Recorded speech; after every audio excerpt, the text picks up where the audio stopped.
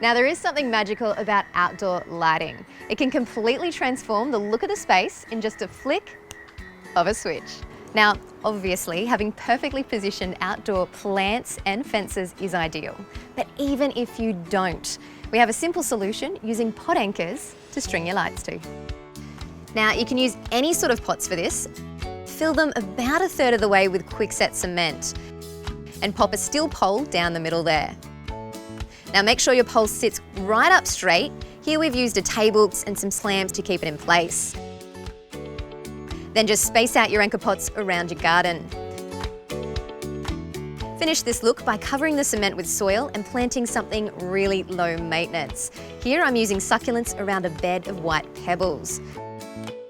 String your lights up and secure them with cable ties. Plug them in. And easy as that, your garden's going to be the perfect spot to entertain your friends and family. So head on into your local Mitre 10 to get set up.